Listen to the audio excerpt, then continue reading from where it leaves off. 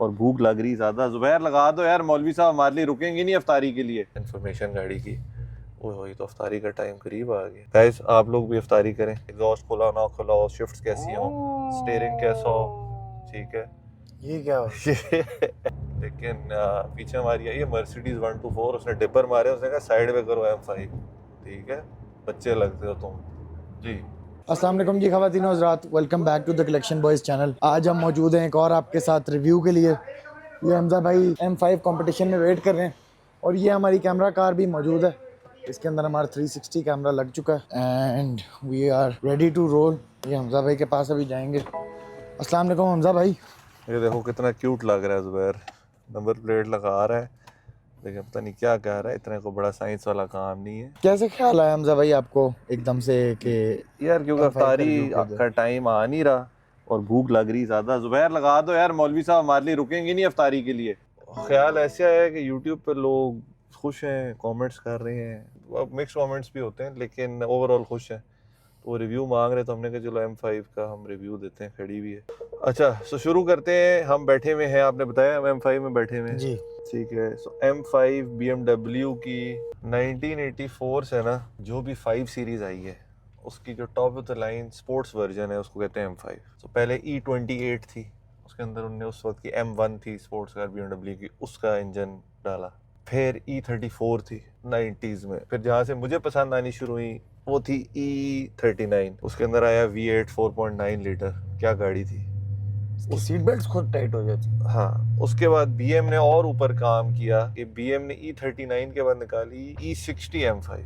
E60 M5 में BMW ने Formula 1 derived V10 डाला एक सेडान में, ठीक है। 5 लीटर NA V10, 9,000 RPM जाता था वो, ठीक है। 7 स्पीड वो SMG जो गंदा सा BMW गियर बॉक्स बनाती थी वो था, सिंगल प्लेट। इसको जाने दें। उसके बाद आई BMW की F10। F10 पहली दफ़ा M5 थी जो ट्विन टर्बो थी, क्योंकि उससे पहले हमेशा नेचुरली एस्पिरेटेड थी, और पहली दफ़ा थी कि उसमें ड्यूल क्लच गियर बॉक्स डाल दिया जाए। तो वो 4.4 V8 ट्विन टर्बो था और उसके अंदर ड्यूल क्लच गियर बॉक्स, और वेरी सक्सेसफुल और रिलायबल।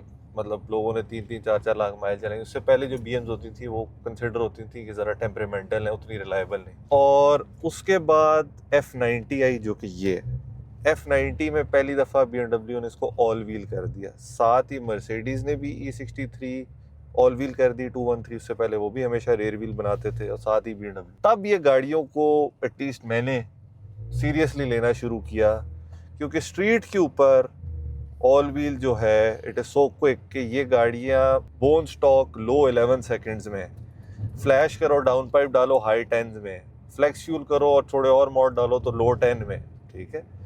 सो ये गाड़ियाँ फिर होगी सीरियस। अब इसके अंदर वही 4.4 V8 ट्विन टर्बो है जो कि आया है F10 में, बट वो इवॉल्व हो गया विद टाइम, और उसको इवॉल्व होते होते इसके अंदर उनने ड्यूल क्लच गियर की जगह टॉर्क कन्वर्टर वाला ZF8 डाल दिया 8 स्पीड, क्योंकि ज़्यादा रिलायबल है और कोई शिफ्ट स्पीड में इतना फ़र्क नहीं है इसकी और ड्यूल क्लच की। पावर जो थी वो हर साल बढ़ाते रहे, बट अगर आप सिंपल फैक्ट्स में रखें तो ये बोल्ट ऑन्स पे इजी 600s में 700s में गाड़ियाँ हंस के चली जाती है, जो पूरा दिन चलती हैं, ठीक है। अभी हम चला रहे हैं गाड़ी, it's got all the amenities. ये आप दिखा सकते हैं कि कूल्ड सीट, हीटेड सीट्स, ठीक है, आपकी पावर, आपके ये सारे मोड्स, ठीक है।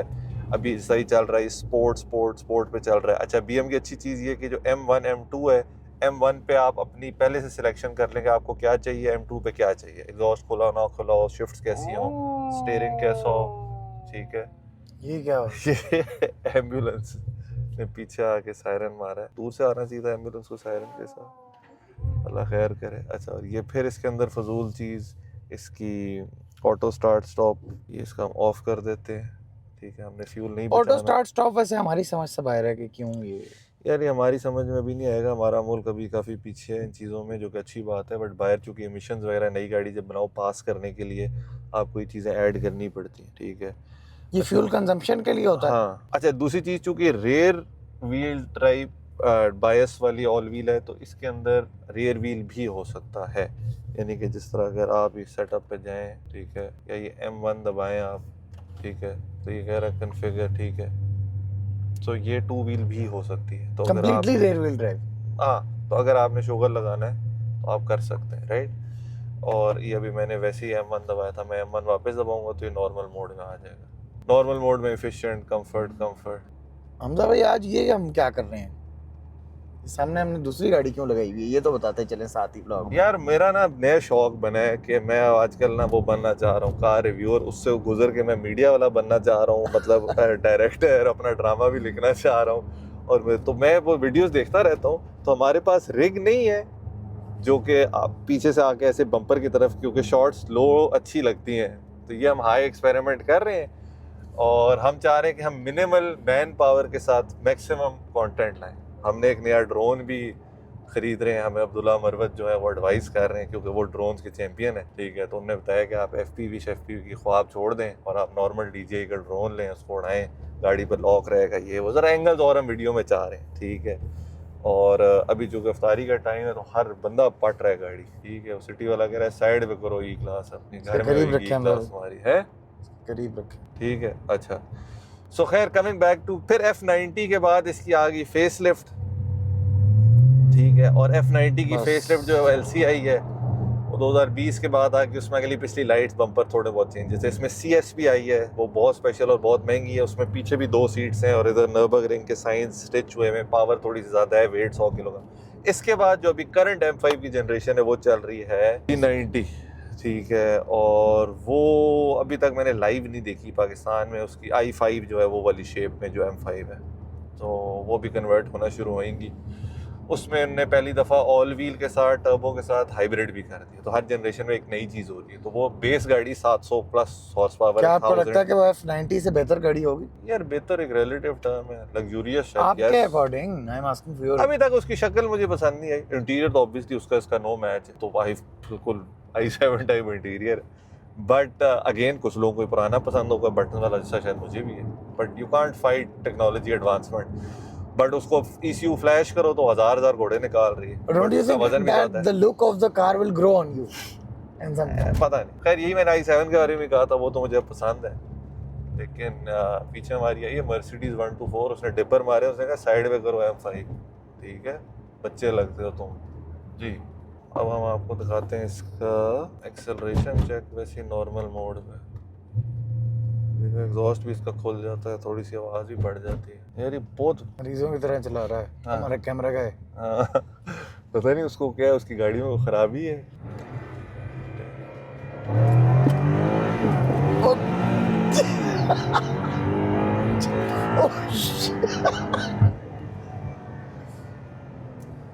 खैर अच्छा, हमने 15 मिनट टाइम पास किए हैं अफ्तारी तक। वैसे तो टाइम ये दुआओं का है, हम ये दुआ करेंगे कि हर किसी को एक F90 और एक 213 मिले, क्योंकि आई थिंक ये आइडियल डेली ड्रिवन गाड़ियां हैं पाकिस्तान के लिए, किसी भी मुल्क के लिए। S क्लास 7 सीरीज बहुत बड़ी हो जाती है, C और 3 छोटी हो जाती है, ये एक आइडियल साइज़ है।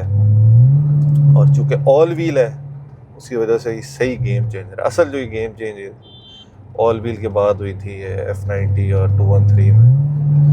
मतलब आप टच कर रहे हैं और क्या टॉर्क है और क्या ट्रैक्शन है नीचे। हालांकि हम जिस शीशा रोड पे हमने अभी गाड़ी हल्की से उठा के आपको दिखाई है, वहाँ भी आप देखते हैं कि गाड़ी मतलब फाइटिंग फॉर ग्रिप। यहाँ अगर रेयर व्हील वाली गाड़ी होती इससे पिछली M5 या कोई भी हाई पावर्ड रेयर व्हील, तो उसने या व्हील स्पिन करना था या ट्रैक्शन अगर ऑन होती तो उसकी लाइट होती, तो यू वांट गोइंग एनी। अच्छा, मेरे पास उस दिन ताहा लेके आया S63 चलवाने, मुझे 222 फिट गाड़ी है, बट चूँकि रेयर व्हील है तो हमने उसको एक प्राइवेट रोड पे भगाया और 160-70 तक तो उसकी ट्रैक्शन की लाइट आ रही थी। 170 के बाद उसकी फील आई है सीट में घुसाने वाली, जो उसने ग्रिप की है तो पावर रोड पे पुट डाउन की है। अब हर जगह कंक्रीट पैच तो नहीं होता या मोटरवे तो नहीं होती। हाँ, मोटरवे आप 150 पे जा रहे हैं, आपने किक डाउन किया, ये 300 तक कोई मसला है। इन गाड़ी को ये फ़ायदा है कि जो आपने नीचे नॉर्मल स्पीड रखनी है 100 0 से लेके 120, 30, 40, 50 तक, सिटी में यही होता है, वो फ़ौरन चली जाती हैं, कोई ड्रामा नहीं होता। ऑटो में रखनी है, पैडल पे चलानी है, जिस मर्जी मोड में चलाएं, आसपास ही होता है। सो ये गाड़ियाँ जो हैं ये फिर 40 मिलियन प्लस ब्रैकेट में चली जाती हैं। आपकी जो 213s हैं ईज और ये जो 5s हैं F90s। वजह ये है कि आप इनका जो बेस लेते हैं 213 का बेस है E180 E200 2017-18, वो गाड़ी मिलती है 1 करोड़ 70-80-90 लाख की, डोनर जिसको कहते हैं। फिर जापान से आप 213R ले रहे हैं या प्री फेसलिफ्ट ले रहे हैं, माइलेज क्या लगी हुई है, नहीं ग्रेड, ये वो वेरिएशन करती है, तो वो एनीवेयर 40 मिलियन के आसपास ऊपर नीचे चला जाता है। इसका ये मसला है कि इसका डोनर पाकिस्तान में आया था 530E, और 530E कम गाड़ी है और उसमें ज़्यादातर कराची नंबर हैं जो लोग प्रेफर नहीं करते। तो जो पंजाब नंबर और इस्लामाबाद नंबर है वो 530E का डोनर ई से बहुत महंगा है इस वक्त, 2 करोड़ 10, 20, इवन 30, 40 लाख तक भी डोनर मिलता है। तो जब आप M5 कन्वर्ट करते हैं आजकल तो आपको E63 213 से महंगी पड़ती है, बट दोनों गाड़ियाँ एग्जैक्टली एक दूसरे के कंपटीशन में कंपेरेबल हैं। आपको कौन सी पसंद है? यार ये अगेन मुश्किल डिसीजन है, जैसे हमने 760 का और S580 का दिखाया था पिछले उसमें, ये भी उसी तरह का है, बहुत मुश्किल डिसीजन है। M का इंटीरियर बहुत सिंपल है, चीज़ें पूरी यहाँ It does not look like a sports car. ठीक नहीं, वो E भी doesn't look like a sports car, but E के इंटीरियर में how do I put it, शशके ज़्यादा है, वो एम्बियंट लाइटिंग इसमें बिल्कुल सिंपल है। इसमें सिंपल है। एक्चुअली पुराने टाइम में परफॉर्मेंस कार में सिंपल ही होना चाहिए था, क्योंकि आप वो गाड़ी शशकों के लिए नहीं ले रहे, परफॉर्मेंस के लिए ले रहे हैं। बट अब जिस दुनिया में हम आ गए हैं, people want the best of both worlds, कि यार शशके भी हो परफॉर्मेंस भी हो। वरना अब जिस तरह अगर आप पुरानी ईवोज या मेरी वॉक्सवॉल ले लें तो उसमें सिर्फ परफॉर्मेंस है, शशके ज़ीरो हैं। बट इन गाड़ियों में लोग कहते हैं यार इनको नॉर्मल भी चलाना है, जैसे हम चला रहे हैं, अच्छे गाने लगे हुए हैं, सीट हीटेड हैं, कूल्ड है डिपेंडिंग ऑन द मौसम, सो उसमें ई क्लास इससे ऊपर है। अच्छा, don't you think this car is a bit more comfortable than the E class 213? नहीं ऐसी तो कोई बात नहीं, मतलब भाई थोड़ा सा मुझे फील होता है आपको हो रहा होगा, आप भी उन बहुत गाड़ियों में बैठे हो, ये हर बंदे की वो है फीलिंग है, मुझे तो नहीं ऐसा फील हो रहा। लेकिन और बेहतरीन इसके अंदर रेजोनेटर वगैरह लगा हुआ है, तो ये गाड़ी है भी बिल्कुल चुप।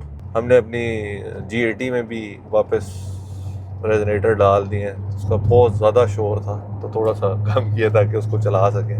देखिए कुछ शोर होता है जो ज़रूरी है इन बड़े इंजन्स के साथ, they can't be totally quite right, because इतने ज़्यादा एग्जॉस्ट गैस फ्लो बाहर निकल रहा है, उसको कहीं निकालना है, तो लोग समझते हैं कि जी बिल्कुल चुप। तो खैर आई होप कि आप लोगों ने इन्जॉय किया हमारा प्री अफ्तारी M5 का रिव्यू, और अगर आपको पसंद आया तो लेट अस नो कि क्या बातें हैं हमने बोली जो आपको फैक्ट्स बताने के, आपको रियल वर्ल्ड हम फैक्ट्स बताने की कोशिश करते हैं। मतलब अब आपको इसका मैं टायर साइज़ नहीं बताने जाऊँगा, आपको मैं इसकी कैलिपर का ब्रेक का साइज़ नहीं बताने जाऊँगा, वो आप वैसे भी पढ़ सकते हैं। मकसद है कि चला के एक फीडबैक आपको देना, ठीक है। बेसिक हमने आपको वो दे दी है इन्फॉर्मेशन गाड़ी की। वही तो अफ्तारी का टाइम करीब आ गया गाइस, आप लोग भी अफ्तारी करें। खैर तुम लोग पता नहीं वीडियो कब पब्लिश करोगे, उस वक्त अफ्तारी हो रही होगी या नहीं। ठीक है गाइस, सी यू एंड अल्लाह हाफिज़।